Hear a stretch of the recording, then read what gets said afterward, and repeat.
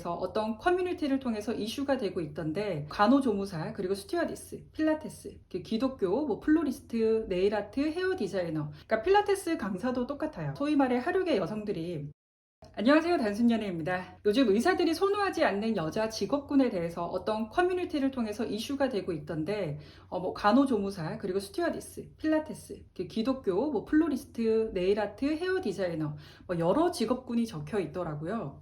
이게 다 보니까 공통적인 딱 부분들이 있어요. 1년에서 2년 정도 공부해서 자격증을 따면 다 할 수 있는 직업군이기는 합니다. 스튜어디스 같은 경우도 학원에 몇백만 원을 주고 등록을 하면은 거기서 면접 그리고 이미지 메이킹, 인사 방법, 유니폼을 입고 다리 교정까지 다 알려준다고 하더라고요. 그러니까 필라테스 강사도 똑같아요. 자격증을 발급해주는 학원이 있는데 900만 원 정도가 든다고 알고 있습니다. 그렇게 거의 다 자격증을 딸 수 있게 해주더라고요. 그렇게 보조로 일을 하다가 1년 후면은 본인은 필라테스 샵을 차리죠. 네일아트, 헤어 디자이너 카페도 그렇고요. 그렇다 보니까 의사들이 볼 때는 학창시절 때부터 큰 노력이나 공부를 하지 않고 본인들보다 쉽게 자격증을 취득해서 직업을 가지고 사회에서 거저 위치를 차지하고 있다는 생각이 들 수도 있는 것 같기는 합니다. 그리고 예전 직장이 불분명한 그런 여자들이 되게 저런 직업군을 많이 한다고도 하고요. 필라테스, 네일아트, 헤어 디자이너, 플로리스트 이런 직업군들을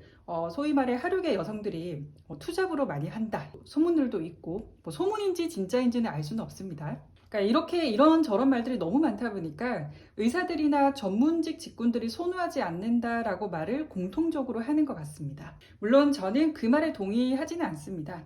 필라테스를 하는 제 친한 언니가 있는데 이 언니는 어릴 때부터 발레 전공을 해서 발레단까지 들어갔어요.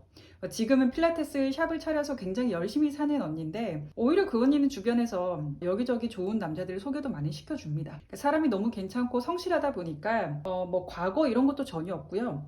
그런 거 보면 소문은 그냥 소문일 수도 있다 이렇게 생각을 하시면 될 것 같습니다. 그래서 100%다 믿고 걸러야 한다 이런 말은 아니라고 보고 다만 뒤에 말한 하류계 종사자 여자들이 그 중에 몸매 좋은 여자들, 필라테스 학원을 다녀서 그렇게 직업을 삼을 수는 있겠죠. 어쨌든 의사들이 믿고 거른다. 그리고 결혼까지 가는 여자들은 아니다라고 말을 하는데 중요한 건 그 사람이지 직업은 아니라고 저는 생각을 합니다. 솔직히 반대로 직업이 선망할 수 있는 직업이라고 해도 이상한 사람들이 굉장히 많습니다. 예컨대 의사들 중에서도 사회성이 떨어지는 사람들 굉장히 많아요. 부모 치맛바람에서 아직도 못 벗어나고 그런 남자들도 많고 다 큰 성인이 됐는데도 사회성이 부족해서 공감 능력 떨어지는 소리 하는 사람 굉장히 많습니다. 직업이 그러니까 그 모양이다 이런 말 많이 하잖아요.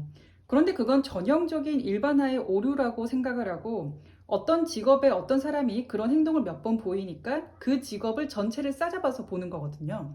그러니까 그렇게 따지면 본인이 속한 집단도 어느 순간 비난의 대상이 되고 걸러야 할 대상이 되는 건 한순간이죠. 그리고 직업은 직업이지 그게 그 사람의 모습을 결정은 할 수는 없다라고 말을 하고 싶습니다. 저는. 오늘은 의사들이 믿고 거르는 여자 직업에 대해서 얘기를 했는데 다음에는 반대로 여자들이 믿고 거르는 남자 직업에 대해서 얘기를 해보겠습니다.